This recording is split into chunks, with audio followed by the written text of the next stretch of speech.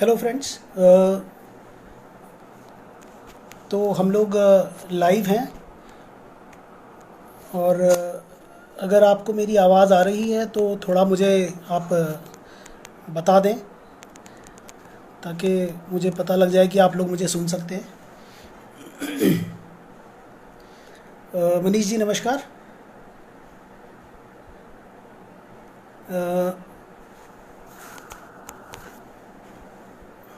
Good evening mark my book. Thank you so much for inviting me. आपको मनीष जी आप मेरी आवाज़ सुन सकते हैं? ऑडियो और वीडियो क्लियर है ना? नमस्कार सुधा जी। हेलो। थोड़ा मुझे बता दें आप। नमस्कार राकेश जी नमस्कार। स्वागत है आपका। अगर आपको मेरी आवाज़ आ रही है तो थोड़ा मुझे एक बार बता दें कि आप मुझे सुन सकते हैं ताकि हम लोग शुरू कर सकें। थोड़ा अगर मुझे हिंट दे देंगे तो मुझे पता लग जाएगा।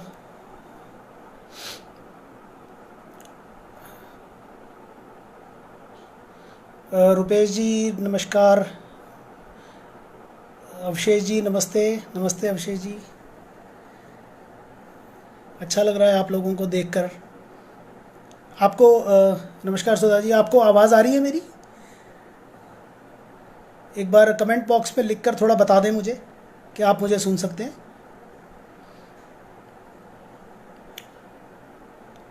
ऑडियो क्लियर है मेरा तो फिर हम शुरू करेंगे। Okay thank you Sudha ji. मैं आप ओके ठीक है। कृष्ण मुरारी जी नमस्कार। स्वागत है आपका। नमस्कार। शुक्रिया मनीष जी शुक्रिया। अभी कुछ लोग जुड़ चुके हैं हमारे साथ। करीब 9-10 लोग हमारे साथ हैं। थोड़ा और 1-2 मिनट इंतज़ार कर लेते हैं। ठीक है रुपेश जी, आपका संदेश मिल गया मुझे, शुक्रिया।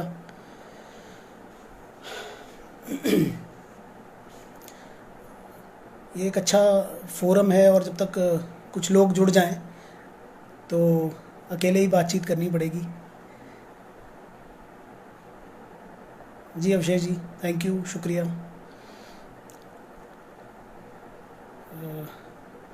पुष्पेंद्र जी नमस्कार।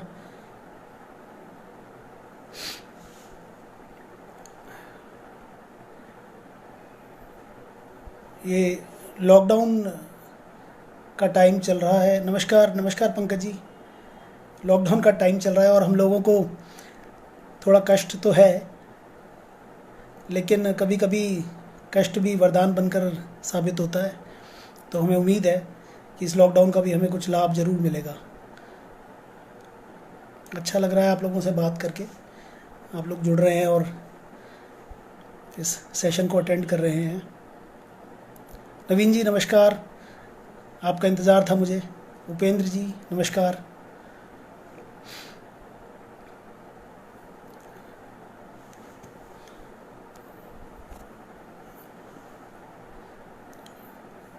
नमस्कार उपेंद्र जी, शुक्रिया आने के लिए, शुक्रिया।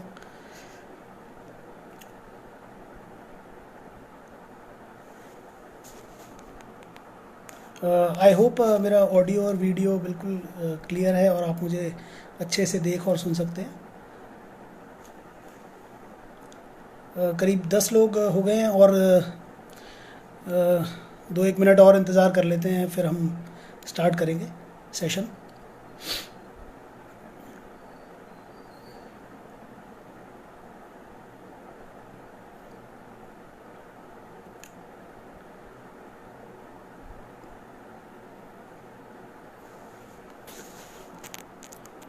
ऐश्वर्या जी नमस्कार, स्वागत है आपका। ठीक है, तो करीब 13-14 लोग हमारे साथ जुड़ गए हैं और जैसे जैसे आते रहेंगे वैसे वैसे हम अपनी बात रखते चले जाएंगे। और इस सेशन को शुरू करते हैं। तो दोस्तों, आप जैसा कि जानते हैं कि कलमकारी एक ग्रुप है जिसमें किताबों पर लिखने पर चर्चा होती है। और इस सप्ताह हम लोग यॉनर बेस्ड राइटिंग पर बात कर रहे हैं। अलग अलग विधाओं में किताबों को कैसे लिखा जाता है, इस पर चर्चा चल रही है। और आज का ये सेशन माइथोलॉजी पर आधारित है। यानी माइथोलॉजी पर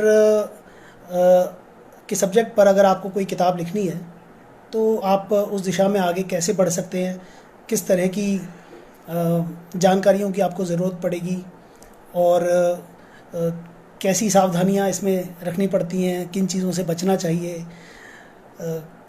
तो इन सब हम पहलुओं पर बात करेंगे थोड़ी थोड़ी। सेशन का समय तो सीमित होता है, तो इसलिए बहुत विस्तार से तो नहीं, हाँ, पर लेकिन कुछ बिंदुओं को हम ज़रूर छुएंगे। तो कुछ लोग मुझे ग्रुप में व्यक्तिगत रूप से भी जानते हैं, लेकिन कुछ मित्र नए हैं, तो मैं उनकी जानकारी के लिए बता देता हूँ। थोड़ा सा अपना परिचय दे देता हूँ। मेरा नाम आशुतोष गर्ग है और मैं वैसे तो इंडियन रेलवेज़ में जॉब करता हूँ, लेकिन मन मेरा लिखने पढ़ने में ही बसता है। तो पिछले कई वर्षों से मैं लेखन और अनुवाद की दुनिया से जुड़ा हुआ हूँ। और अगर बताऊँ आपको तो करीब 15-17 साल मुझे सक्रिय लेखन में हो गए हैं। और इस बीच मैंने कई किताबों का अनुवाद किया। मैं हिंदी और अंग्रेज़ी दोनों भाषाओं में लिखता हूँ और अनुवाद भी करता हूँ। मैंने इन बीते वर्षों में लगभग 29 किताबें हैं मेरी जो पहले से प्रकाशित हैं, और उनमें से 20-22 अनुवाद हैं और कुछ 7-8 किताबें हैं जो मेरी अपनी हैं। अनुवाद में भी अधिकांश जो काम है मेरा वो माइथोलॉजी पर ही आधारित है। और मेरी जो अपनी किताबें हैं उनमें, उन 7 किताबों में 3 मेरे अपने उपन्यास हैं जो मैंने माइथोलॉजी पर ही आधारित लिखे हैं। तो इस हिसाब से अगर देखें तो इस क्षेत्र में थोड़ा मुझे अनुभव हो गया है, कह सकते हैं। और जो भी मैंने लिखा है अभी तक, उसी अनुभव को आपके साथ साझा करूँगा, कुछ बातें आपसे डिस्कस करूँगा, और जो भी आप उसमें से ज्ञान अर्जित कर सकें और अपने लिए लाभ उसका उठा सकें, वो अच्छी बात होगी। तो दोस्तों, माइथोलॉजी पर जब हम बात करते हैं तो सबसे पहले हमें ये देखना चाहिए कि माइथोलॉजी क्या है। माइथोलॉजी 2 शब्दों से बना है, मिथ और ओलॉजी। ओलॉजी आप जानते हैं कि किसी भी ब्रांच की जब हम स्टडी करते हैं, उसका अध्ययन करते हैं, तो उसे हम ओलॉजी कहते हैं। जैसे सोशोलॉजी, साइकोलॉजी, बायोलॉजी, जूलॉजी, इस तरह की। तो उसी तरह से है एक माइथोलॉजी। अब इसमें जो दूसरा शब्द जुड़ा हुआ है वो है मिथ। ये मिथ क्या चीज़ है? मिथ को आप झूठ ना समझें, जैसा कि इसका मतलब निकाला जाता है, इसे कल्पना भी ना समझें। तो फिर मिथ क्या है? मिथ यहाँ पर केवल और केवल पौराणिक साहित्य है। तो जब हम पौराणिक साहित्य का अध्ययन करते हैं, उसी को हम माइथोलॉजी कहते हैं। और उस साहित्य पर जो कुछ लिखा जाता है उसे माइथोलॉजिकल राइटिंग कहा जाता है। और इसी आधार पर उस पौराणिक साहित्य के दायरे में रहते हुए जो किताबें लिखी जाती हैं, आज उसी पर चर्चा करने वाले हैं। तो मैं आपको अब यहाँ पर एक नया सवाल उठता है कि पौराणिक साहित्य में कौन सी चीज़ें आनी चाहिए। क्या हम इसमें वेदों को लेते हैं, इसमें ब्राह्मण हैं, आरण्यक हैं, संहिताएं हैं, उपनिषद हैं? नहीं। तो इसका सीधा सा जवाब है कि इन विषयों को हम नहीं लेते हैं। ये सब वैदिक साहित्य में आता है, पौराणिक साहित्य में इन चीज़ों को हम शामिल नहीं करते हैं। तो फिर पौराणिक साहित्य में बचता क्या है? पौराणिक साहित्य में दोस्तों मुख्य रूप से 3 तरह के ग्रंथ हमारे पास उपलब्ध हैं। एक है वाल्मीकि की लिखी हुई रामायण, वेदव्यास की लिखी हुई महाभारत, और एक तीसरा और है सेक्शन, वो है पुराण। पुराण यूँ तो बहुत सारे हैं, लेकिन हम यहाँ पर केवल 18 महापुराणों की बात करते हैं। तो कुल मिलाकर रामायण, महाभारत और पुराणों का जो संग्रह है, इसी को हम पौराणिक साहित्य का नाम देते हैं। और इस पर आधारित आप कुछ भी लिखेंगे तो वो पौराणिक साहित्य पर लिखा हुआ लिटरेचर कहलाएगा या किताब कहलाएगी। अब एक और छोटी सी बात यहाँ पर करनी है कि पौराणिक साहित्य पर लिखी हुई किताब दूसरी विधाओं में लिखी हुई किताब से अलग कैसे है। यानी कि अगर हम कोई सामाजिक उपन्यास लिखते हैं, या हम मान लीजिए प्रेम उपन्यास लिखते हैं, या हम कोई हॉरर लिखते हैं, मिस्ट्री लिखते हैं, क्राइम लिखते हैं, राजनीतिक उपन्यास लिखते हैं, या कोई कहानियों की किताब लिखते हैं, इन चीज़ों से पौराणिक साहित्य पर लिखी हुई किताब में कुछ अंतर तो होना चाहिए। तो उस अंतर को समझना ज़रूरी है। तभी अगर आप कोई किताब लिखना चाहते हैं तो आपको पता होना चाहिए कि मुझे कौन सी चीज़ें हैं जो मेरी इस किताब को बाकी विधाओं से अलग करती है। तो इसमें देखिए ये है कि जब आप कोई सामाजिक उपन्यास लिखते हैं या कोई और किताब लिखते हैं तो उसके जो पात्र हैं, नितिन जी नमस्कार, स्वागत है आपका। तो अगर हम कोई और सामाजिक उपन्यास लेते हैं तो उसके जो पात्र हैं वो सब आपके आसपास के पात्र हैं, आपके घर के, परिवार के, समाज के। आप उन्हीं लोगों से को देखते हैं, वहीं से आपको विचार आते हैं, उन्हीं से आप उस कहानी को आगे बिल्डअप करते हैं। तो ज़्यादातर जो मैंने अभी आपको विधाएं बताई लिखने की, उन सब में लगभग जो पात्र होते हैं वो हमारे इर्द गिर्द के आसपास के पात्र होते हैं। वो कुछ हमसे कुछ को हम जानते हैं, उनसे प्रेरणा लेते हैं, कुछ हम नए पात्रों की कल्पना करते हैं, उनको गढ़ते हैं और उपन्यास का हिस्सा बनाते हैं। लेकिन पौराणिक साहित्य के साथ ऐसा नहीं है। पौराणिक साहित्य में आपके पास एक बहुत क्लियर कट और साफ फ्रेमवर्क है और उसका एक सीमित दायरा है।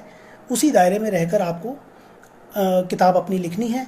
आपके पास कोई नए पात्र गढ़ने की, कोई नई कहानी तैयार करने की छूट इसमें नहीं होती है, क्योंकि जैसा कि मैंने आपको बताया कि इसमें रामायण, महाभारत और हम पौराणिक ग्रंथों की बात करते हैं तो उसमें जो कहानियाँ दी हुई हैं, जो किस्से दिए हुए हैं, जो घटनाएं दी हुई हैं, जो पात्र दिए हुए हैं, आपको उन्हीं को लेकर आगे बढ़ना है। तो इसलिए उस नज़रिए से अगर देखें तो ये काम आसान भी है और मुश्किल भी। मुश्किल इसलिए है कि आपको पात्रों को कल्पित आधार पर इंट्रोड्यूस करने की, उनको जोड़ने की छूट नहीं मिलती। और आसान इसलिए है कि आपके पास पात्र और स्टोरी और उसका फ्रेमवर्क पहले से मौजूद है। तो आपको केवल उसका अध्ययन करना है और उसका गहन अध्ययन। दीदी नमस्कार, स्वागत है आपका। तो आपको उस साहित्य का आपको अध्ययन करना है और उसमें से आपको उन पात्रों को चुनना है। एक और नई चीज़ है जो मैं आपको बताना चाहता हूँ, वो ये कि जब हम दूसरे तरह के उपन्यास और कहानियाँ लिखते हैं तो उसका जो समय और स्थान, जिसे हम टाइम और स्पेस कहते हैं, उसकी जो सीमा है वो बहुत छोटी है। यानी कि आप अगर समय की बात करें तो किसी पर अगर आप उपन्यास लिखना चाहते हैं तो एक व्यक्ति का जीवन काल कितना हो सकता है, 50-60 साल, 70-80, 90 साल, बस। तो अधिक से अधिक आपका जो उपन्यास का या किताब का जो दायरा है वो केवल इतना है। और स्थान जो मैंने आपको बताया, आपके आसपास के लोग हैं, आपका समाज है, आपका देश है, आपकी दुनिया है आसपास के इर्द गिर्द की। लेकिन पौराणिक साहित्य में एक बड़ी जटिल समस्या ये है कि इसका जो समय है वो दशकों में नहीं, कुछ शताब्दियों में नहीं, बल्कि युगों में चलता है। और हम अभी कलयुग में हैं, इससे पहले द्वापर युग, फिर उससे पहले त्रेता युग, फिर उससे पहले सतयुग। तो इन 4 युगों में हम ट्रैवल करते हैं। तो हमारी जो किसी भी किताब की रचना होती है वो एक बहुत ही लंबी यात्रा है जो कि एक युग से दूसरे युग में चली जाती है, और इसके कारण ये लाखों वर्षों की यात्रा है। तो एक बहुत बड़ा कालखंड जो है वो हमारे पास सामने रहता है। और अगर स्थान की बात करें तो ये दुनिया नहीं, आकाश लोक, स्वर्ग लोक, पाताल लोक, कई तरह की चीज़ें जो है वो इसमें शामिल रहती हैं। तो इसलिए इसका जो दायरा है वो बहुत ही ज़्यादा व्यापक और विस्तृत है। तो इसलिए ये बहुत गहन अध्ययन मांगता है विषय। अगर आप इस पर कोई कहानी या किताब लिखने की सोचते हैं तो थोड़ा हिम्मत और थोड़ा धैर्य की इसमें आपको ज़रूरत पड़ेगी। दूसरी एक और चीज़ है कि हम लोग जब छोटे थे तो दादा दादी नाना नानी की कहानियाँ पढ़कर हम बड़े हुए। हमने उनसे कहानियाँ सुनी, रामायण की, महाभारत की, हमने सीरियल्स देखे, टीवी पर सीरियल्स देखे, कुछ और किताबें पढ़ी, कॉमिक्स पढ़ी। तो इस तरह की चीज़ों को और इस तरह के मटेरियल को लेकर, उस तरह के ज्ञान को लेकर हम आगे बढ़ते हैं। लेकिन जब आप अपनी किताब, तो कहानियाँ सुनने तक तो ये ठीक है, लेकिन जब आप अपनी किताब लिखने के बारे में विचार करते हैं तो हमें ये ज्ञान बहुत ही सतही और सुपरफिशियल मालूम पड़ता है। आप केवल इतने टीवी सीरियल में देखी हुई घटनाओं या कह लीजिए कि कुछ कहानियाँ अगर आपने किससे पढ़े हुए हैं या कुछ छोटी मोटी किताबें पढ़ी हैं आपने, तो केवल उसके आधार पर अगर आप किताब लिखने की सोचेंगे तो मैं माफ़ी चाहता हूँ, लेकिन इसमें आपको सफलता नहीं मिल पाएगी। तो इसके लिए हमें बहुत ही ज़्यादा व्यापक स्तर पर पढ़ने की ज़रूरत पड़ती है। जहाँ पर किताब लिखने के लिए लेखन का अभ्यास ज़्यादा बताया जाता है, वहीं पर पौराणिक साहित्य में अध्ययन पर बहुत ज़्यादा जोर है और आपको पढ़ने की बहुत ज़्यादा ज़रूरत है। तो अब सवाल यहाँ पर ये उठता है कि हम क्या पढ़ें, क्या पढ़ना चाहिए। मैंने आपको कुछ ग्रंथ बताए अभी, रामायण, महाभारत और पुराण। तो ये कैसे उपलब्ध होंगे, ये भी एक सवाल है। इसका मैं नहीं जानता कि आपके ग्रुप में कितने लोग हैं जो संस्कृत जानते हैं या संस्कृत पढ़ सकते हैं या समझ सकते हैं। लेकिन अगर आप संस्कृत पढ़ सकते हैं और समझ सकते हैं तो बहुत बढ़िया, इससे बढ़िया कोई बात नहीं है। मूल पाठ का जो संस्कृत में पब्लिश्ड आपको कृतियाँ मिल जाएं और आप उसको अगर समझ के पढ़ सकते हैं तो बहुत अच्छी बात है। मुझे भी संस्कृत नहीं आती, मैं भी हिंदी से काम चलाता हूँ। तो हिंदी में आपको अनुवाद मिल जाएंगे। मेरे हिसाब से गीता प्रेस गोरखपुर ने इस पर बहुत अच्छा काम किया है। उनके जो अनुवाद हैं, हिंदी अनुवाद इन सब ग्रंथों के, वो बहुत अच्छे हैं। और सुरेश जी नमस्कार, स्वागत है आपका। गीता प्रेस गोरखपुर के जो अनुवाद हैं वो बहुत ही सटीक हैं, नज़दीक हैं, मूल के बहुत ही नज़दीक हैं। आप उन्हें पढ़कर मूल कथाओं को आसानी से समझ सकते हैं। तो आप उस पर रिलाई कर सकते हैं। या फिर कुछ अंग्रेज़ी अनुवाद भी हैं, अगर आप अंग्रेज़ी पढ़ना चाहते हैं, अंग्रेज़ी पे कुछ लिखना चाहते हैं, तो आप ऐसे में उनके अंग्रेज़ी अनुवाद भी कर सकते हैं। अंग्रेज़ी अनुवाद बहुत कम आपको उपलब्ध होंगे, लेकिन मिल जाएंगे। इसके अलावा कुछ वेबसाइट्स हैं, उनको अगर आप गूगल पे सर्च करते हैं तो आपको कुछ वेबसाइट्स मिल सकती हैं जहां से आपको इन ग्रंथों के PDF फाइल्स फ्री डाउनलोड के लिए मिल जाते हैं। अगर ज़रूरत पड़े तो आप वहां से भी इन किताबों को डाउनलोड कर सकते हैं। सभी शायद ना मिल पाएँ, लेकिन ज़्यादातर किताबें आपको मिल जाएंगी। और आप, मेरा यही सुझाव है कि आप अगर आप सॉफ्ट कॉपी से और PDF फाइल से अगर आप काम चला सकते हैं तो बहुत अच्छी बात है, क्योंकि इन ग्रंथों का जो वॉल्यूम है, इनका जो साइज़ है, ये बहुत ज़्यादा है। हर किताब, हर खंड आपको करीब 1200 से 1400 पन्नों का मिलेगा। ये एक किताब की मैं बात कर रहा हूँ केवल। अगर आप गीता प्रेस गोरखपुर के अनुवाद किए हुए ग्रंथों को देखें तो केवल महाभारत के 6 खंड हैं और रामायण के 2 खंड हैं और इसी तरह 18 पुराण हैं। तो अगर आप इन ग्रंथों की गिनती करते हैं तो ये 25-26 किताबें होती हैं और हर किताब में कम से कम 1200 से 1500 पृष्ठ हैं। तो आप इससे अंदाज़ा लगा सकते हैं कि इसमें पढ़ने के लिए बहुत ज़्यादा है सामग्री। इन्हें रखना भी एक समस्या हो सकती है आपके लिए, तो इसलिए सॉफ्ट कॉपी का अगर इस्तेमाल करेंगे तो बढ़िया होगा। इसके अलावा रेफरेंस मटेरियल की अगर बात करते हैं तो आप कुछ क्लासिक ऑथर्स हैं, उनकी लिखी हुई भी किताबें हैं जिन्हें आप पढ़ सकते हैं। जैसे आचार्य चतुर्सेन हैं, कन्हैयालाल माणिकलाल मुंशी हैं, नरेंद्र कोहली हैं, सी राजगोपालाचारी हैं, मनु शर्मा हैं। उसके अलावा अगर आप की रुचि कविता या काव्य लिखने में है तो आप दिनकर और निराला को भी पढ़ सकते हैं।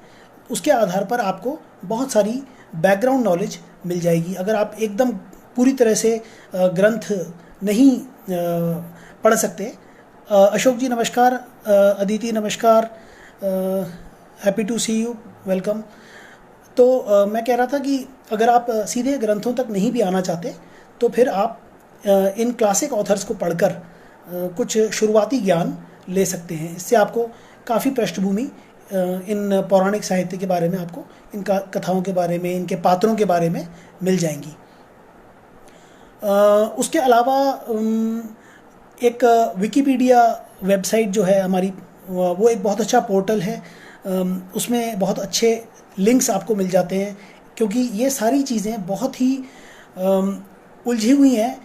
इसमें ओवरलैपिंग बहुत है, पात्र बहुत हैं, बहुत विशाल और विस्तृत इसका कथानक है। तो इसलिए इसमें आपको मदद के लिए कुछ इस तरह की बाहरी सहायता ज़रूर लेनी पड़ेगी। मैं जैसा आपको पहले भी कह चुका हूँ कि अपनी तरफ से पात्र गढ़ने की इसमें आपको छूट नहीं मिलती, और आप अपनी तरफ से कहानियाँ भी क्रिएट नहीं कर सकते। जो आपके पास उपलब्ध सामग्री है, आपको उसी का ही लाभ लेना पड़ेगा। तो दोस्तों, इतनी बात करने के बाद अब एक और ज़रूरी बात ये आती है कि आप किताब जब लिखना चाहेंगे तो किस तरह की आप किताब लिखना चाहते हैं। पौराणिक साहित्य में आप काव्य की रचना तो मुश्किल है शायद, क्योंकि काव्य तो मैंने बहुत कम देखा है। हालांकि महाभारत और रामायण खुद महाकाव्य हैं, लेकिन वाल्मीकि और वेदव्यास जितनी काबिलियत होना और वो ज्ञान होना और वो योग्यता होना तो शायद आज की तारीख में संभव ना हो। तो इसलिए काव्य की रचना मैंने बहुत कम देखी है इस एरिया में, इस फील्ड में।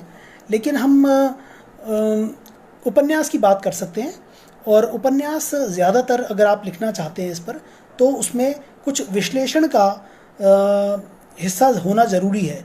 एनालिसिस का जो पार्ट है वो एक इसमें इम्पॉर्टेंट रोल प्ले करता है। कारण ये है कि जब हम इन ग्रंथों को पढ़ते हैं तो ऐसी बहुत सारी बातें हैं जो हमें आप कह सकते हैं कि हमें हजम नहीं होती, कुछ अजीब लगती हैं पढ़कर, क्योंकि वो शायद बहुत पुरानी है, हमारा विज्ञान वहाँ तक पहुँचा नहीं है, या उस समय समाज की और बाकी चीज़ों की कैसी व्यवस्था थी और किस तरह से ये काम किए जाते थे, ये बड़ा मुश्किल है इसको सोच पाना और इसको समझ पाना। तो आपके दिमाग में कई तरह के सवाल इसको लेकर उठ सकते हैं। तो उन सवालों के को लेकर ही आपको एनालिसिस और विश्लेषण का एक आपके पास ज़रिया बनता है, और एक मुख्य कहानी को पढ़कर आप उसमें से उठे प्रश्नों को अपने चिंतन के आधार पर, अपनी सोच के आधार पर आप इसको विकसित करने का, एक उपन्यास का रूप देने का प्रयास कर सकते हैं। वो एक अच्छा तरीका है। मैंने भी मेरी एक किताब है अश्वत्थामा, आप लोगों ने शायद देखी हो। उसके बाद मैंने एक और उपन्यास लिखा था, इंद्र। तो जो मेरा उपन्यास है अश्वत्थामा, वो मेरा पहला उपन्यास था, पहला पौराणिक उपन्यास था, और वो एक विश्लेषणात्मक उपन्यास ही है, क्योंकि मैंने उसमें अश्वत्थामा की नज़र से महाभारत की कहानी तो कही है, साथ में कुछ और ज़रूरी प्रश्नों को भी उठाया है। वो जब आप किताब पढ़ेंगे तो आप उस बात को देख सकते हैं उसमें। तो हम बीच बीच में एनालाइज करके उन प्रश्नों का जब हल निकालने की कोशिश करते हैं तो वो एक अच्छे उपन्यास का रूप लेता है, और आपको विश्लेषण करके चिंतन आपका और मुखर और प्रखर होता चलता है। तो ये आपकी अपनी सोच को विकसित करने का भी बढ़िया तरीका है। एक और इसमें बात मैं कहना चाहता हूँ कि जब आप माइथोलॉजी पर या पौराणिक साहित्य पर कोई पुस्तक लिखना चाहते हैं तो कोशिश कीजिए कि जितना आप पढ़ते हैं आपको अधिक से अधिक वो याद हो सके। अगर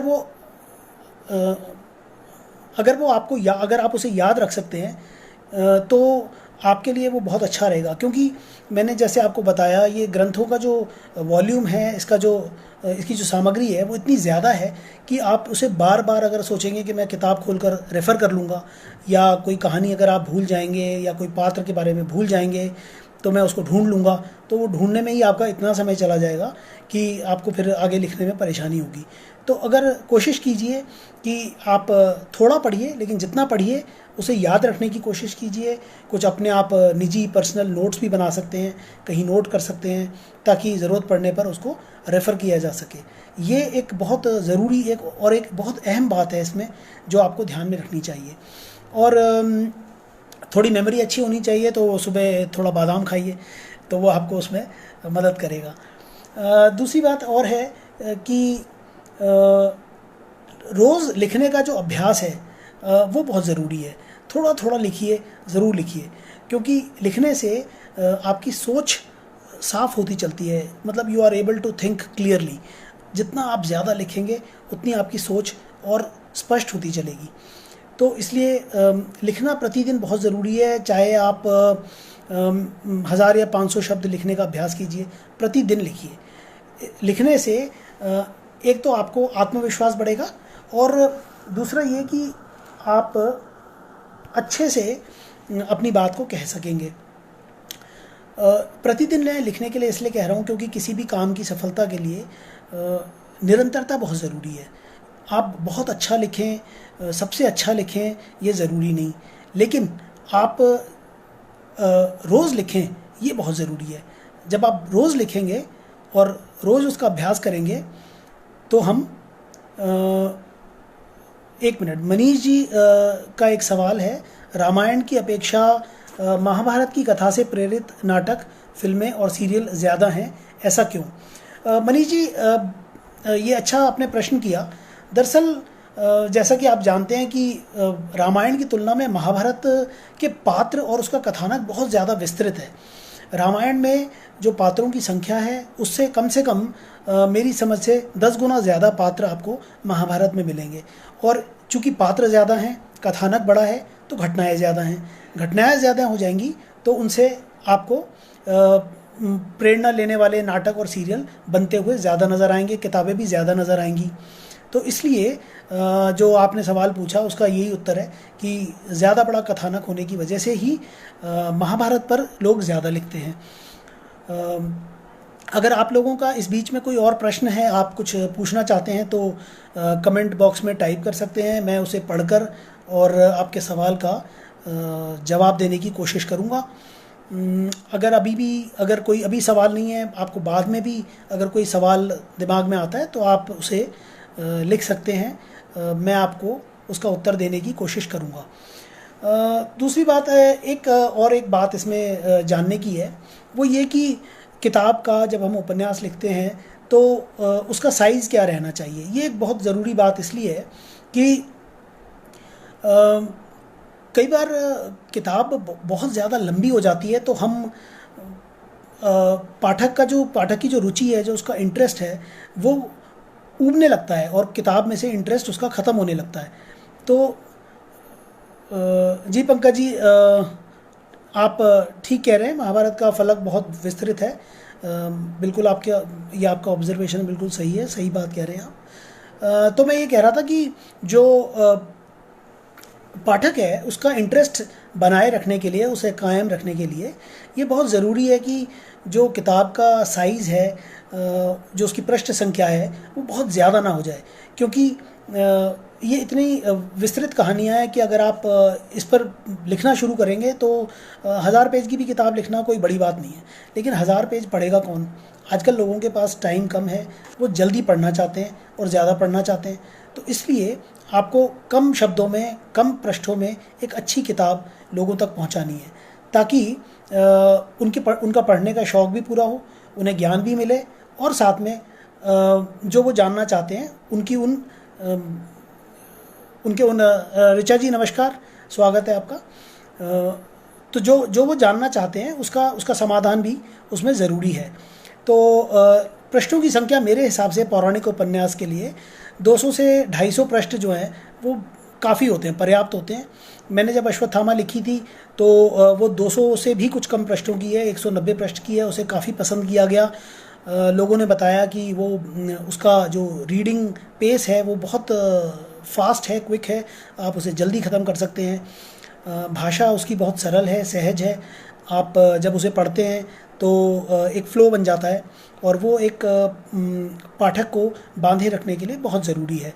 लेकिन अगर बहुत लंबी कहानी लिखेंगे, बहुत लंबी किताब लिखेंगे, तो वो फ़्लो टूटने की संभावना बनी रहती है। चूँकि मैं बहुत सारी किताबों का अनुवाद भी कर चुका हूँ। जैसा कि मैंने बताया कि मेरी 20-22 किताबें जो हैं वो अनुवाद हैं, उनमें से 12-14 तो माइथोलॉजी पर ही हैं। तो मैंने कई बड़े राइटर्स को, जैसे अशोक बैंकर, चित्रा बनर्जी और और भी कई लोग हैं जिनका मैंने किताबों के मैंने अनुजा चंद्रमौली हैं, कविता काने हैं, इनकी किताबों के मैंने अनुवाद किए हैं। और ये पाया है कि अगर आप जितना कम पृष्ठों की किताब लिखेंगे, सीमित किताब लिखेंगे, तो आपको पाठक ज़्यादा पसंद करेगा।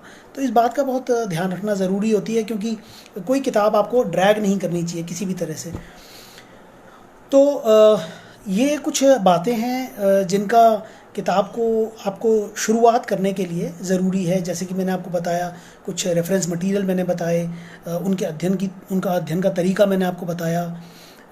उसके अलावा किताब का क्या साइज़ रहना चाहिए, वो भी मैंने आपको उसकी भी जानकारी दी। उसके अलावा एक और चीज़ है कि जब हम कोई किताब लिखते हैं तो कई बार हमें सामाजिक उपन्यास या दूसरे तरह के अगर आप उपन्यासों की बात करें, तो कई बार क्या होता है कि जब हम किताब शुरू करते हैं, उसके पात्र हमारे पकड़ से फिसलने लगते हैं। जो लोग लिखते हैं वो इस बात को अच्छी तरह जानते हैं। जो किताब लिखते हैं वो बहुत अच्छी तरह से इस बात को जानते हैं कि एक टाइम आता है जब कथानक और पात्र दोनों ही लेखक के हाथ से फिसलने लगते हैं।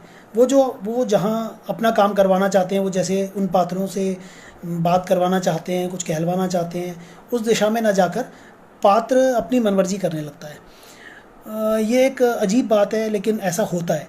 तो अगर पौराणिक साहित्य पर आधारित किसी किताब में ऐसा हो जाए तो आप बहुत बड़े संकट में पड़ सकते हैं, क्योंकि ये इतनी फैली हुई है इसकी कहानियाँ कि अगर आप एक जगह से दूसरी जगह चले गए तो आपके लिए लौटना वहाँ से मुश्किल हो जाएगा। एक मिनट में एक प्रश्न आ रहा है, मैं उसे ले लेता हूँ। राहुल हेमराज जी हैं, इन्होंने प्रश्न किया है कि आपने अश्वत्थामा को ही क्यों चुना। राहुल जी, अश्वत्थामा को ये एक संयोग है कि मेरा पहला उपन्यास अश्वत्थामा पर था। दरअसल मैं जब महाभारत और रामायण की कहानियाँ पढ़ता था और मैंने इन ग्रंथों का अध्ययन किया, तो मैंने ये पाया कि अश्वत्थामा एक मुख्य पात्र है इस उपन्यास का, लेकिन उपेक्षित रहा है, हमेशा से उपेक्षित रहा है। जबकि आप जानते होंगे कि अश्वत्थामा को श्री कृष्ण ने अमर होने का वरदान नहीं बल्कि शाप दिया था। मूल ग्रंथ पढ़ेंगे तो कृष्ण का शाप 3000 वर्षों का है। अब ये 3000 वर्ष एग्जैक्टली कब ख़त्म होते हैं इसके बारे में फिर कभी बात करेंगे। लेकिन ये एक ऐसा पात्र था जिसने मेरे अंदर एक रोचकता पैदा की और एक उत्सुकता, एक कौतूहल पैदा किया कि मैं इसके बारे में लिखूं, क्योंकि ये एक महत्वपूर्ण पात्र है, ये उपेक्षित पात्र है और साथ में अमर है। अगर पात्र अमर है तो हमारे दिमाग में एक बात उठती है कि क्या ये आज भी हमारे साथ मौजूद है। आपने टीवी सीरियल्स में भी कई बार देखा होगा, कुछ न्यूज़ चैनल्स भी अपना कैमरा लेकर गुफाओं और जंगलों में अश्वत्थामा को ढूंढते हैं। तो ऐसे सब चैनल्स और ऐसे सब हो रहे प्रयासों के लिए भी मेरी किताब में एक संदेश है। आप अगर उसे पढ़ेंगे, मुझे नहीं पता आपने वो किताब पढ़ी है या नहीं, लेकिन अगर आप उसे पढ़ेंगे तो आपको उसका भी उत्तर मिल जाएगा। तो जैसा कि आप जानते हैं कि रामधारी सिंह दिनकर ने कर्ण पर रश्मिरथी लिखी और वो भी एक उपेक्षित पात्र है, उसको उन्होंने बहुत ही खूबसूरती से प्रस्तुत किया। तो मुझे लगता है कि जो महत्वपूर्ण पात्र हैं किसी भी ग्रंथ के, उन पर काम होना चाहिए। और अश्वत्थामा लिखते वक्त मुझे ये अनुभव हुआ, मुझे ऐसा लगा कि हमें इस तरह के पात्रों को चुनना चाहिए। यही एक कारण था कि मैंने फिर उसके बाद दूसरा उपन्यास इंद्र लिया। वो भी एक ऐसा पात्र है, उपेक्षित तो नहीं कहना चाहिए, लेकिन बहुत चर्चित है, लेकिन हम लोग बहुत कम जानते हैं इंद्र के बारे में। तो इसलिए अब मैंने ये विचार बनाया है, मुझे पता नहीं मैं कितना इसमें सफल हो पाऊँगा, लेकिन मेरा इरादा यही है कि मैं ऐसे उपेक्षित पात्रों को लूँगा और उनके बारे में लिखता रहूँगा। और यही मेरे जो आपका दूसरा भी प्रश्न है कि आपने पूछा है कि पात्र चयन के बारे में कुछ बताइए, तो मैंने आपको बताया कि मेरे पात्रों का चयन, आपको अगर कोई किताब लिखनी है तो आपको पात्र खुद चुनने पड़ेंगे, स्टोरी खुद चुननी पड़ेगी, विषय खुद चुनना पड़ेगा। ये आपको कोई बता नहीं सकता, ये आपकी अपनी चॉइस है। लेकिन जहाँ तक मेरी बात है, मैंने आपको बताया कि मैं उपेक्षित पात्रों पर लिखना चाहता हूँ, और जो चर्चित हैं उन पर ख़ास तौर से, क्योंकि वो लोगों के मन में जिज्ञासा पैदा करते हैं।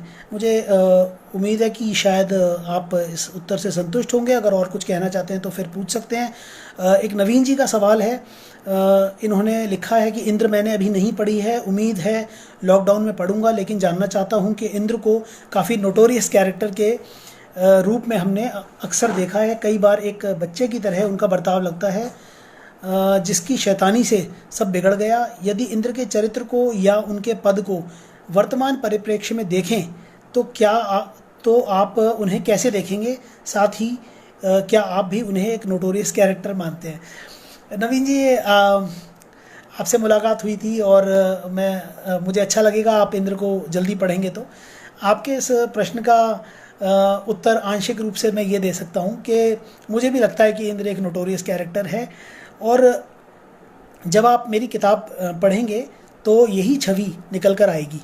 हालांकि इंद्र को हम देवताओं के राजा के रूप में जानते हैं, हम इंद्र को वर्षा और मेघ के देवता के रूप में भी जानते हैं, और हम ये भी जानते हैं कि इंद्रदेव नाराज़ हो जाते हैं तो धरतीवासियों का क्या होता है।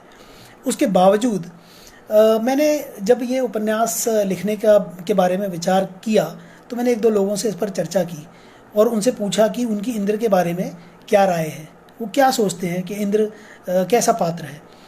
तो ज़्यादातर मुझे लोगों से यही सुनने को मिला कि हाँ, देवताओं का राजा तो है, लेकिन कुछ कुछ गड़बड़ तो है।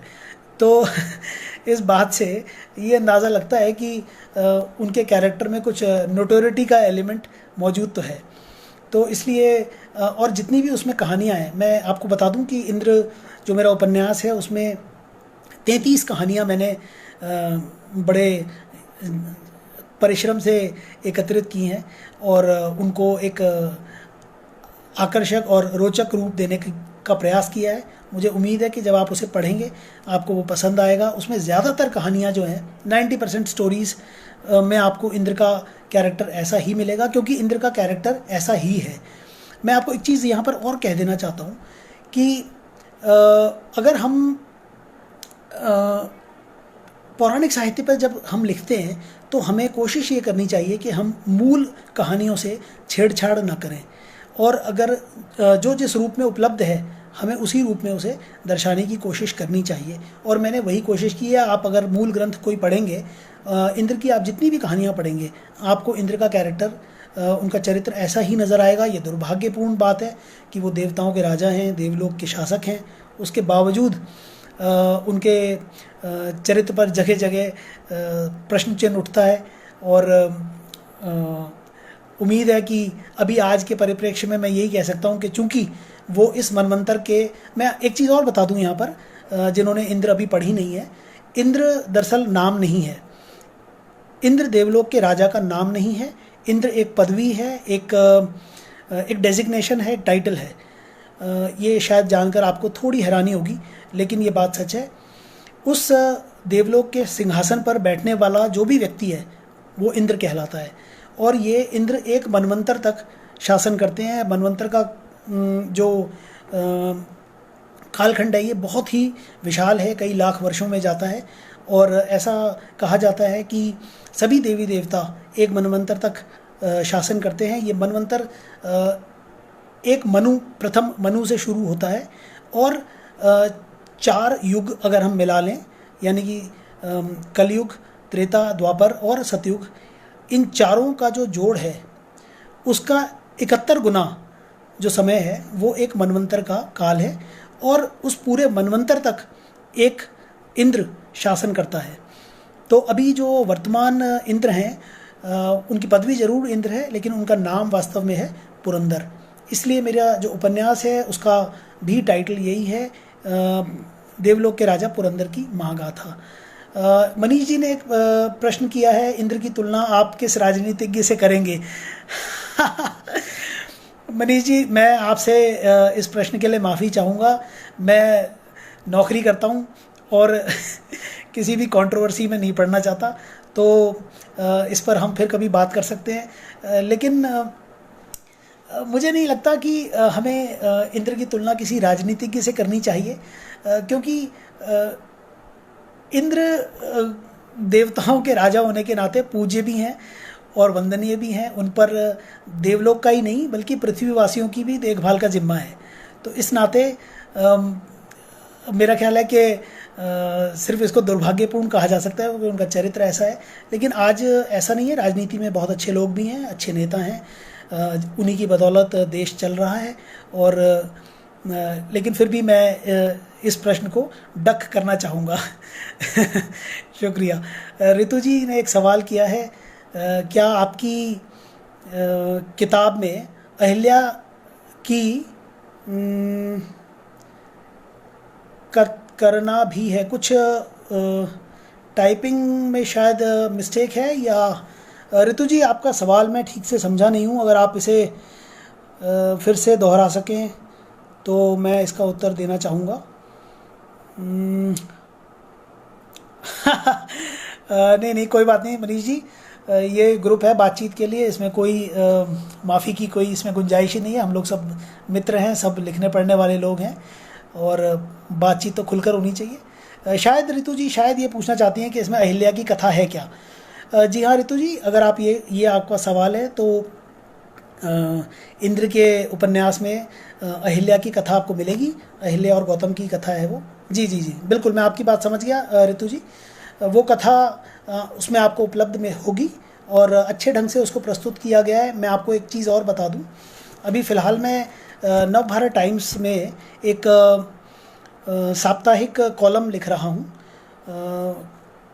करीब 2 महीने से वो चल रहा है, अभी और 2-2.5 महीने चलेगा। तो शनिवार को प्रकाशित होता है। वो अग्निदेव पर चल रहा है, तो वो भी एक माइथोलॉजी का सब्जेक्ट है। वो भी आप पढ़ सकती हैं और आपको शायद अच्छा लगेगा। शुक्रिया। तो मैं अपनी बात को थोड़ा सा और आगे बढ़ाता हूँ। अभी मैंने बात की आपसे कि किन किन चीज़ों की ज़रूरत पड़ सकती है हमें माइथोलॉजी पर कोई काम को करने के लिए। कई बार हमें दोस्तों ये भी जानना ज़रूरी होता है कि हमें किसी काम को सफलतापूर्वक करने के लिए किन चीज़ों से बचना चाहिए। तो हर चीज़ के डूज़ और डोंट्स होते हैं। मैंने आपको अभी कुछ डूज़ पर आपसे चर्चा की, मैं आपसे के साथ कुछ डोंट्स भी शेयर करना चाहूँगा। मनीष जी, मैं उम्मीद करता हूँ कि हमारे पास अभी थोड़ा समय है, 5 मिनट 10 मिनट और बात कर सकते हैं शायद। तो मैं ये कह रहा था आपसे कि कुछ चीज़ें हैं जो मैं आपको बताना चाहता हूँ, जिन्हें जो आपको नहीं करनी चाहिए पौराणिक साहित्य पर जब आप काम करते हैं। एक तो पहली चीज़ ये है कि बहुत सारे नए लोग हैं जो आजकल लिख रहे हैं। अंशु जी नमस्कार, स्वागत है आपका। कई लोग हैं जो आजकल माइथोलॉजी पर लिख रहे हैं, पौराणिक साहित्य पर लिख रहे हैं। हालांकि हिंदी में बहुत कम लिखा जा रहा है, अंग्रेज़ी में साहित्य ये ज़्यादा देखने को मिलता है। मैं चाहूँगा कि इसमें और हिंदी के लोग और जुड़ें और इस पर और बातचीत होनी चाहिए। शुक्रिया मनीष जी, थोड़ा समय और लेंगे, इस पर और बातचीत करना चाहता हूँ थोड़ी।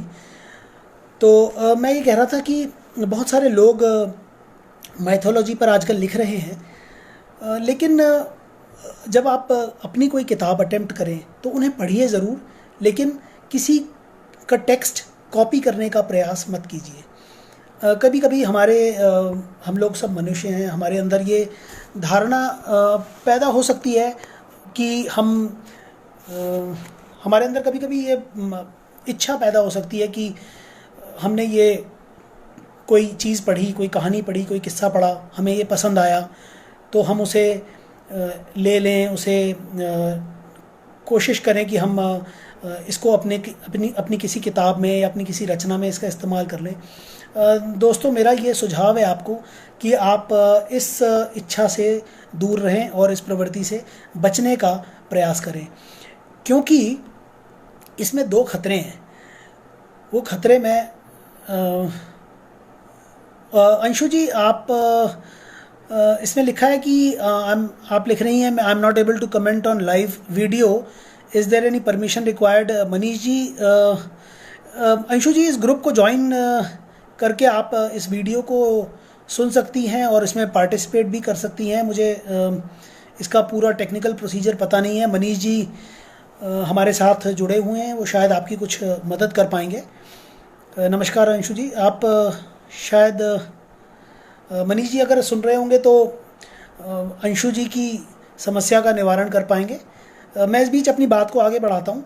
मैं कह रहा था कि आप किसी भी टेक्स्ट को कॉपी करने का प्रयास ना करें। इसमें दो तरीके के खतरे हो सकते हैं। एक बहुत परिचित नवीन जी ने, अंशु जी आपकी समस्या का निवारण कर दिया है, आपके कमेंट्स मिल रहे हैं। हमारे साथ बने रहिए, शुक्रिया। शुक्रिया नवीन जी, आपके सहयोग के लिए बहुत बहुत धन्यवाद। तो पहला खतरा जो है वो कॉपीराइट का है। कॉपीराइट से आप लोग परिचित होंगे। आप किसी किताब से कोई टेक्स्ट अगर आप लेते हैं तो कॉपीराइट एक्ट का उल्लंघन होता है और इसके लिए आपके विरुद्ध कोई भी कार्रवाई, लीगल कार्रवाई की जा सकती है, प्रकाशक की ओर से भी और लेखक की ओर से भी। तो रविंदर नमस्कार, hello, thank you for joining. आप थोड़ा लेट हो गए हैं लेकिन कोई बात नहीं, हमारे साथ बने रहिए। तो एक तो कॉपीराइट उल्लंघन के आप दायरे से बच जाएंगे और दूसरी चीज़ ये है कि कई बार बड़े बड़े ऑथर्स भी इन कहानियों में और इनके पात्रों में गलतियां कर देते हैं। चूँकि मैं चूँकि बहुत लंबे समय से इन किताबों के साथ जुड़ा हुआ हूँ और इनको पढ़ता रहता हूँ, इन्हें अनुवाद करता रहता हूँ। मैंने बहुत बड़े बड़े राइटर्स की लिखी हुई किताबों में फैक्चुअल एरर्स देखे हैं, कुछ तथ्यात्मक गलतियाँ देखी हैं। यहाँ पर किसी का मैं नाम नहीं लेना चाहूँगा, हो सकता है मेरी किताब में भी कोई त्रुटि हो। हम सब मनुष्य हैं, हमसे हो जाता है। और इसीलिए मैं आपको ये सुझाव दे रहा हूँ कि हमें किसी भी टेक्स्ट को कॉपी करने से बचना चाहिए। अगर आप किसी चीज़ को लेना भी चाहते हैं या उससे प्रेरणा लेकर अपना कुछ लिखना चाहते हैं तो कृपया करके मूल लेखक द्वारा लिखी गई कृति और उसके तथ्यों की अपने स्तर पर अच्छी तरह जांच कर लें। क्योंकि एक और ज़रूरी बात है कि ये जो ग्रंथ हैं, ये जो विषय है, ये थोड़ा सा सेंसिटिव है क्योंकि इसमें देवी देवताओं का जिक्र आता है। हमारा जो समाज है वो इन चीज़ों को लेकर बड़ा सेंसिटिव है और थोड़ा भावुक हो जाता है बड़ी जल्दी। तो इसलिए अगर आपने कोई बात इस तरह की लिखी या आपसे कोई इस तरह की त्रुटि हुई तो कुछ लोग इस पर आपत्ति कर सकते हैं और वो अच्छी बात नहीं है, आपके लिए भी अच्छी बात नहीं है, प्रकाशक के लिए भी एम्बैरेसमेंट का विषय हो सकता है। इसलिए मेरा ये सुझाव है आपको कि आप इस तरह की गलतियां करने से बचें और जितना भी हो सकता है आप खुद इसको पढ़ें और अपने लेवल पर इसको समझें और अपनी कल्पना और अपने विश्लेषण के आधार पर ही उपन्यास को आगे बढ़ाएं। एक प्रश्न है सुधा जी का, मैं इसको पढ़ रहा हूँ। आशुतोष जी, आपने कहा कि लिखते समय कभी कभी पात्र आपके हाथ से बाहर जाने लगता है, तब उसे सही दिशा में लाने के लिए क्या करना चाहिए? सुधा जी, ये बड़ा मुश्किल सवाल है क्योंकि पात्र हाथ से निकल गया तो फिर निकल गया, उसे खींचकर वापस लाना जगह पर बड़ा मुश्किल काम है। इसीलिए मैंने आपको ये सुझाव दिया कि जब आप कोई बात लिखने की कोशिश करते हैं, किसी पात्र को, किसी कथानक को, स्टोरी को आगे बढ़ाते हैं, तो आपको इस बात का ध्यान रखना चाहिए कि हम क्या लिखना चाह रहे हैं। किताब की अगर आप एंडिंग पहले सोच लेंगे तो आप इससे बच सकते हैं। ये एक छोटी सी टिप है जो मैं आपको दे रहा हूँ। अगर आप मेरे अनुभव से और मुझे जो भी थोड़ी बहुत जानकारी है, अगर आप उससे लाभ उठाना चाहते हैं तो मैं आपको यही सुझाव दूंगा कि आप किताब को कैसे एंड करना है, कहाँ ले जाकर उसको आपको ख़त्म करना है। अगर आप इसको पहले ही निर्धारित कर लेंगे तो आपके पात्र और आपकी कथा, उसको एक सीमा रेखा मिल जाती है और वो उसमें बंध कर रहती है। फिर उसके बाद इधर उधर भागने दौड़ने का जो स्कोप है वो ख़त्म हो जाता है। लेकिन मैंने चूँकि मैं कहानियाँ भी लिखता हूँ, पौराणिक साहित्य से हटकर कविताएं भी लिखता हूँ, कहानियाँ भी लिखता हूँ, लघु कथाएँ भी लिखता हूँ, तो मेरे साथ ये होता रहता है। शायद जो लोग लिखते होंगे वो मेरी बात से सहमत हों, लेकिन हो जाता है कभी कभी। और इसे जो आपने पूछा कि इसे वापस सही दिशा में लाने के लिए क्या किया जाना चाहिए, तो अगर मान लीजिए आपके हाथ से पात्र चला गया, या वो जैसा कि आप पात्र के हाथ से निकल जाने का क्या मतलब है, उसका मतलब सिर्फ इतना है कि आप जो करना चाह रहे थे, जो दिशा उसको देना चाह रहे थे, वहाँ ना जाकर, क्योंकि जब आप लिख रहे हैं तो आपकी कल्पनाशीलता साथ साथ काम कर रही है, और उस बीच में आपके दिमाग में कोई नई बात आ गई, कोई नया विचार पैदा हो गया, तो आप जिस पात्र को, उस स्टोरी को जिस दिशा में ले जाना चाहते हैं, वो वहाँ से हटकर एक नया विचार, एक नई दिशा ले लेगा। तो इसलिए अपने लिखे को बीच बीच में रिव्यू करते रहिए और सोच कर लिखिए। और अगर कभी ऐसा बाई चांस आपके साथ ऐसा हो जाए कि आपका पात्र या आपकी स्टोरी जिस दिशा में आप उसे ले जाना चाहते हैं वहाँ ना जा रही हो, तो थोड़ा रुक जाएं। मेरा सुझाव ये है कि थोड़ा रुक जाएं, अपने दिमाग को शांत होने दें, अपने विचारों को थोड़ा थमने दें, और उस पर फिर से नए ढंग से पुनर्विचार करें। जो दिशा आप उसे देना चाहते थे, उसे फिर से रिकंसिडर करने की ज़रूरत पड़ती है। उस पर ध्यान दें, अपने टारगेट को, अपने लक्ष्य को। वहाँ से अगर आपने नज़र हटाएंगे, सावधानी हटी, दुर्घटना घटी। इतना ही आपको अभी फ़िलहाल कह सकता हूँ। उम्मीद है आप मेरी बात से संतुष्ट होंगे। तो मैं आपको अपनी बात को आगे बढ़ाता हूँ, और मैं आपको बता रहा था कि हमें किन चीज़ों से बचना चाहिए। तो एक तो कॉपी मत कीजिए किसी के टेक्स्ट को और किसी के स्टाइल को। अपना खुद का चिंतन विकसित कीजिए, खुद सोचिए और ख़ुद लिखिए। इससे आपकी रचनात्मकता लोगों के सामने आएगी, और आपके ऊपर कभी भी किसी टेक्स्ट को, किसी कहानी को कॉपी करने का आरोप नहीं लगेगा, किसी तरह का कोई विवाद नहीं खड़ा होगा। आप हर तरह की कंट्रोवर्सी से बचे रहेंगे, और कोई भविष्य में भी किसी तरह के एम्बैरेसमेंट की कोई गुंजाइश नहीं रहेगी। एक दो छोटी मोटी बातें और हैं, बस फिर मैं इस चर्चा को विराम दूंगा।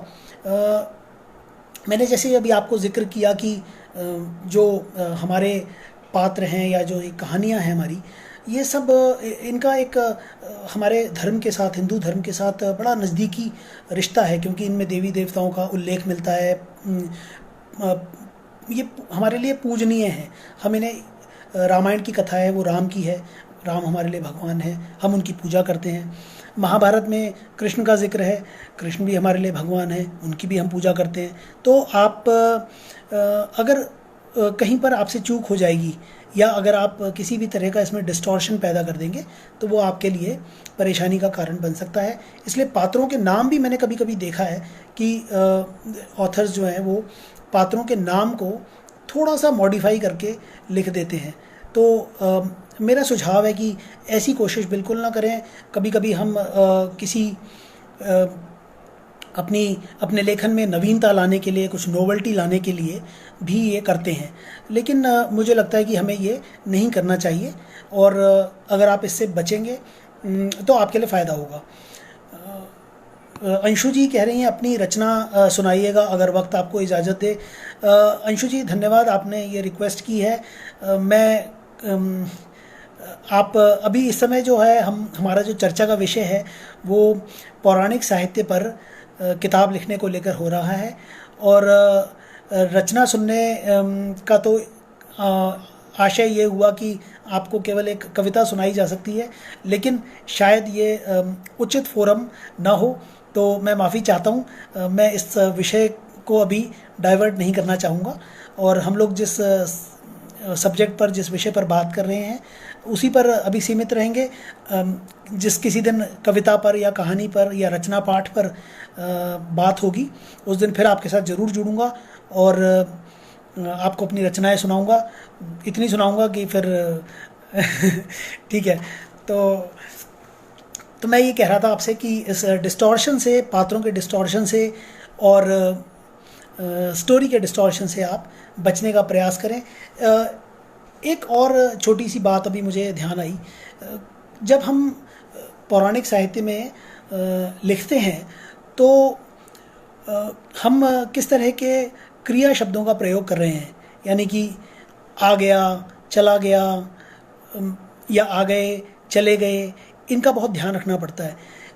आपको ये समझना होगा कि कौन सा पात्र है नवीन जी ने लिखा है कि आप पर्सनल प्रोफाइल पर कभी लाइव आकर सुना सकते हैं। नवीन जी, मैं जानता हूँ कवियों के कवियों के बारे में आपकी राय, तो इसलिए मैं आपको यहाँ पर बोर नहीं करूँगा। आप निश्चिंत रहिए, कविता पाठ फिर किसी दिन होगा। आप अभी फ़िलहाल हमारे साथ जुड़े रहें। शुक्रिया।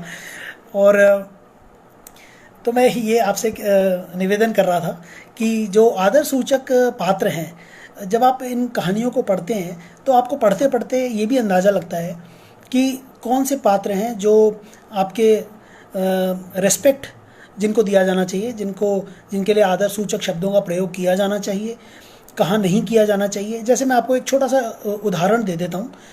मान लीजिए राम है, राम के पिता हैं दशरथ, या कोई ऋषि हैं, मुनि हैं। अगर आप राम के जो गुरु हैं वशिष्ठ, या कोई और दूसरे ऋषि हैं विश्वामित्र, अगर आप उनका जिक्र करते हैं, अगर आप लिखेंगे विश्वामित्र आ गया या वशिष्ठ बैठ गया या चला गया, तो ये बहुत अटपटा लगेगा पढ़ने में। तथ्यात्मक रूप से कोई उसमें गलती नहीं है, लेकिन हमें इन चीज़ों का ख्याल रखना पड़ता है। जैसे हम बात करते हैं तो बात करते वक्त हमें पता होता है कि हमें किस व्यक्ति के साथ कैसे बात करनी है। इसमें हमारे पास अंग्रेज़ी में तो यू ही एक शब्द है, YOU, वो, लेकिन हमारे पास हिंदी में ये छूट है कि हम तू, तुम और आप का प्रयोग कर सकते हैं। तो ये जो आदर का जो लोगों के बीच में डिफरेंस रहता है, पात्रों के बीच में, इसको मेंटेन करके रखना बहुत ज़रूरी है। इसी तरह एक पात्र है विभीषण। विभीषण हालांकि रावण का छोटा भाई था, और वो हालांकि बहुत धार्मिक और सदाचारी व्यक्ति था, लेकिन कहीं पर भी आप ये नहीं पढ़ेंगे कि विभीषण आ गए, विभीषण चले गए, इस तरह की चीज़ें आपको पढ़ने को नहीं मिलेगी। विभीषण के नाम पर कोई अपने बच्चे का नाम भी नहीं रखता, आप कारण जानते हैं। तो इसलिए हमें इस बात के बारे में भी सावधानी रखनी चाहिए कि जब हम इन नामों का प्रयोग करते हैं तो हमें किसके साथ किस तरह का क्रिया शब्द लगाना चाहिए। इससे आपके लिखावट पर फ़र्क पड़ सकता है, आपके लेखन में फ़र्क पड़ सकता है। इसलिए ये बात मैंने आपसे शेयर की। हालांकि इस तरह की गलतियां बहुत कम लोग करते हैं, लेकिन कभी लिखते वक्त ये चूक हो सकती है। इसलिए मैं केवल, चूँकि हम इस विषय पर चर्चा कर रहे हैं, इसलिए मैंने आपको एक ये सावधानी के तौर पर ये बात आपके साथ शेयर की। तो मैंने कुछ पॉइंट्स अपने पास नोट करके लिखे थे, क्योंकि ये विषय बहुत लंबा है और फैला हुआ है। तो मैं ये नहीं चाहता था कि कोई बात इसमें ज़रूरी छूट जाए। मैं लगभग अपनी बात पूरी कर चुका हूँ। बस एक अंत में आपसे किताब के जनरल, अब इस पर माइथोलॉजी से इसका कोई संबंध नहीं है, मैं अब जो कहने जा रहा हूँ ये जनरली मैं जो राइटर्स हैं या जो लिखने के इच्छुक हैं उन सब लोगों से मेरा एक निवेदन है और एक सुझाव भी है कि जब आप कुछ लिखते हैं तो कृपया करके अपने घर में, अपने मित्रों से, अपने परिवार वालों से उस पर चर्चा कीजिए, उसके बारे में बात कीजिए, उन्हें कुछ लिखकर पढ़कर सुनाइए। उससे एक लाभ होता है, एक तो आपको नए सुझाव मिलते हैं, वो भी आपके लेखन में कुछ कंट्रीब्यूट कर सकते हैं। कभी कभी कोई बात आपके दिमाग से जो आपको विचार नहीं आया वो आपको मिल सकता है। दूसरी बात ये एक लाभ और होता है कि वो आपके लेखन को, क्योंकि वो आपके शुभचिंतक हैं, आपके हितैषी हैं, तो इसलिए अपने परिवार को, अपने मित्रों को, अपने अच्छे मित्रों को और जो लोग आपको एडवाइस दे सकते हैं, जो आपको सुझाव दे सकते हैं, उनसे इस बारे में सुझाव ज़रूर लीजिए। ये आपके लेखन को और परिष्कृत करेगा और बेहतर बनाएगा। ये भी तय मानिए कि अगर आपने कुछ लिखा, वो अगर 2 लोगों को घर में या आपके 2 मित्रों को, 4 मित्रों को पसंद आया तो वो सभी लोगों को पसंद आएगा, ऐसा आम तौर पर माना जाता है। क्योंकि अगर आप खुद लिखेंगे और खुद पढ़ेंगे, आपको अपना लिखा हमेशा ही अच्छा लगेगा, आपको कभी अपने लिखे में कोई कमी नज़र नहीं आएगी। अगर आपको उसमें कमियां ढूंढनी है, अपने लेखन को सुधारना है, उसको बेहतर बनाना है, अपनी कलम को घिसना है और कलमकार बनना है, तो आपको मेरे ख्याल से इस बारे में विचार करना चाहिए। कभी कभी परिवार में आपको गाइडेंस अगर नहीं मिल सकती तो जो आपके लेखक मित्र हैं, जो पढ़ने वाले मित्र हैं, उनसे भी आप इस पर चर्चा कर सकते हैं। वो आपके लेखन को सुधारने में आपकी मदद करेंगे। ऋचा जी का एक प्रश्न आया है, मैं इसको ले लेता हूँ। आप हिंदी और अंग्रेज़ी में ये दोनों ही भाषाओं में निपुण हैं, जबकि अपने दोनों उपन्यास हिंदी में लिखे हैं, अंग्रेज़ी में भी कुछ लिखने का विचार है आपका। ऋचा जी आपका प्रश्न बहुत अच्छा है। आप एक सेकंड मुझे क्षमा कीजिए ज़रा।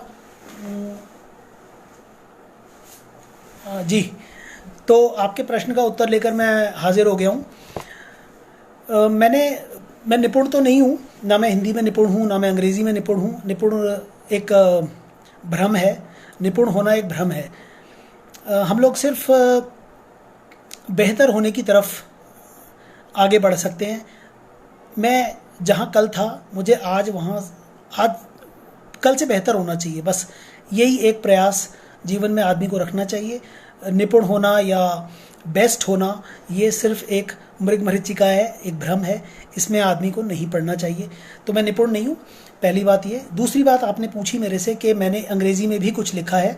मैं आपके सामने एक किताब दिखा रहा हूँ, अगर आप इसे देख सकें तो। उम्मीद है आप इसे देख पा रहे होंगे। ये जो मैंने अपनी हिंदी उपन्यास का जिक्र किया, इंद्र, ये उसका अंग्रेज़ी अनुवाद है, इंग्लिश वर्जन है। आप इसे देख सकते हैं। ये मेरे नाम से प्रकाशित हो चुकी है किताब, Indra, saga of Purandar, the king of देवलोक। तो मैंने इसके बारे में ज़्यादा चर्चा अभी इसलिए नहीं की है क्योंकि ये लॉकडाउन शुरू होने से जस्ट 2 या 3 दिन पहले प्रकाशित होकर मेरे पास आई थी। एक ही कॉपी मुझे अभी मिली है और अभी मार्केट में उपलब्ध नहीं है क्योंकि लॉकडाउन की स्थिति बनी हुई है। तो आपको कुछ ही दिनों में ये मार्केट में और अमेज़ॉन वगैरह पर उपलब्ध हो जाएगी। जो हिंदी की इंद्र है, ये उसी का अंग्रेज़ी वर्जन है।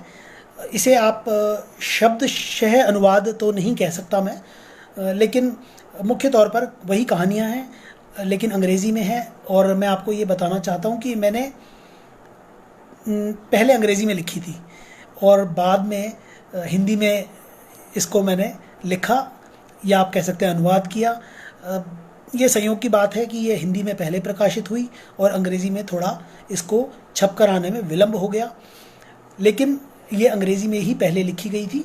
तो मैं अंग्रेज़ी में भी लिख रहा हूँ और अपनी किताबों का अंग्रेज़ी में अनुवाद करने का मुझे वैसे शौक़ तो नहीं है, लेकिन मुझसे कहा जाता है तो मैं कर देता हूँ।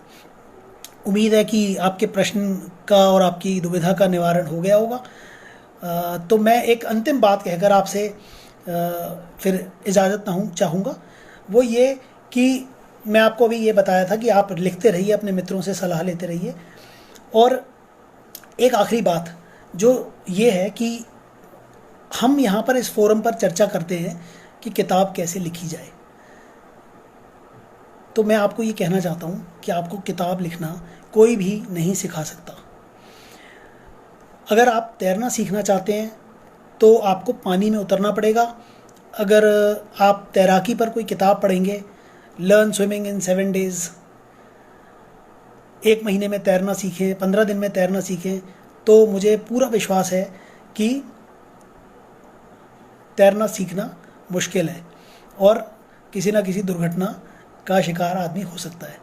तो इसलिए तैरना अगर आप सीखना चाहते हैं तो आपको पानी में उतरना पड़ेगा और आप तभी तैरना सीख पाएंगे। इसी तरह किताब अगर लिखनी है तो आप लिखिए। किताब लिखने पर केवल सेशन अटेंड करके आपको कुछ टिप्स मिल सकती हैं, कुछ सुझाव मिल सकते हैं, शुरुआती दौर के लिए थोड़ा हौसला और हिम्मत मिल सकता है, लेकिन किताब लिखना तो आप ही का काम है, आपको खुद लिखना पड़ेगा और जितना लिखेंगे उतना बेहतर होता चला जाएगा। अंशु जी कुछ कह रही हैं, आपके विचारों की भाषा अंग्रेज़ी है या हिंदी, ट्रांसलेशन में भाव खत्म होता है। अंशु जी, जैसा कि आप जानती हैं कि आप खुद भी लेखिका हैं, कवियत्री हैं, मैंने आपकी कविताएं सुनी हैं, आप बहुत अच्छा लिखती हैं, लेकिन यह आप इस बात को आप स्वीकार करेंगी शायद कि जो भी लेखक है वो अपनी मातृभाषा में ही अच्छा लिख सकता है। क्योंकि मैं अगर बेशक हिंदी में लिखता भी हूँ या मैं अगर अंग्रेज़ी में, माफ़ कीजिए, लिखता भी हूँ, तो मैं सोचता पहले हिंदी में ही हूँ। तो विचार जो आता है पहले वो हमेशा आपकी मातृभाषा में आएगा।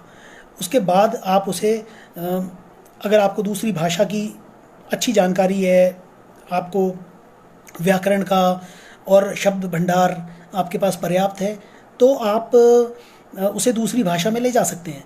लेकिन जो पहला विचार आएगा, मूल विचार आएगा, वो आपको हमेशा मातृभाषा में आएगा। अगर आप मुझे चाहें कि मैं अंग्रेज़ी में सोचकर अंग्रेज़ी में पहली बार किताब लिखूं, वो थोड़ा मुश्किल होगा। जब मैंने ये किताब इंद्र, जिसका मैं अभी आपसे जिक्र कर रहा था, इसकी अगर बात करूं तो ये अंग्रेज़ी में लिखी ज़रूर गई, लेकिन विचार सब हिंदी में ही चलते हैं।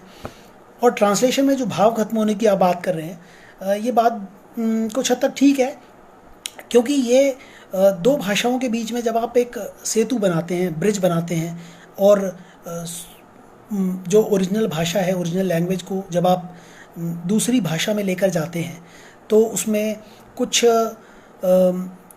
आप कह सकते हैं कि जो एक्सप्रेशंस हैं, वोकैबुलरी है, संस्कृति है, भाषा का चयन है, शब्दों का चयन है, वो बहुत मैटर करता है। और कभी कभी एक अच्छा ट्रांसलेशन, मैं कहना चाहूँगा कि अनुवादक के अपने निजी ज्ञान और उसके नॉलेज के जो उसका जो लेवल है, जो ज्ञान का स्तर है, उस पर बहुत निर्भर करता है। अगर आपका अपना ज्ञान विस्तृत है, आपने दूसरी भाषाओं के भी लेखकों को पढ़ा है, दूसरा साहित्य भी पढ़ा है, तो आपके लिए अच्छा ट्रांसलेशन करना संभव है, क्योंकि आपको फिर दूसरी भाषा में अपनी बात कहने में दिक्कत नहीं होगी। लेकिन अगर मान लीजिए अगर ज्ञान थोड़ा सा अधूरा है या उसकी जानकारी आपको कम है, तो आप ब्लंडर कर सकते हैं। भाव खत्म होने की बात पौराणिक साहित्य में शायद उतना नहीं होता। अगर हम दूसरी फ़िक्शन की, अगर दूसरी तरह के फ़िक्शन की बात करते हैं, तो उसमें मैं आपकी बात से कुछ हद तक सहमत हूँ कि वो भाव ख़त्म हो सकता है। क्योंकि अगर मान लीजिए आपने कोई कविता लिखी और मैं उसका अंग्रेज़ी में अनुवाद करना चाहूँ, तो उस समय क्या आपके मन में विचार चल रहा था, क्या उस विचार का प्रेरणा स्रोत था, वो प्रेरणा स्रोत और वो विचार मेरा तो नहीं है, वो आपका था। आपने क्या सोच के अपनी बात कही, क्या सोच के लिखा, वो सिर्फ आप जानती हैं। अगर मैं उसको दूसरी भाषा में अनुवाद उसका अगर प्रस्तुत करना चाहता हूँ, तो मैं केवल मुझ तक जो पहुँच रहे हैं, आपके केवल शब्द पहुँच रहे हैं। आपके शब्दों को पढ़कर मैं अगर थोड़ा सा आपके भाव संसार में जाने की कोशिश करूँगा भी, तो मुझे उसमें पूरी सफलता शायद न मिल पाए।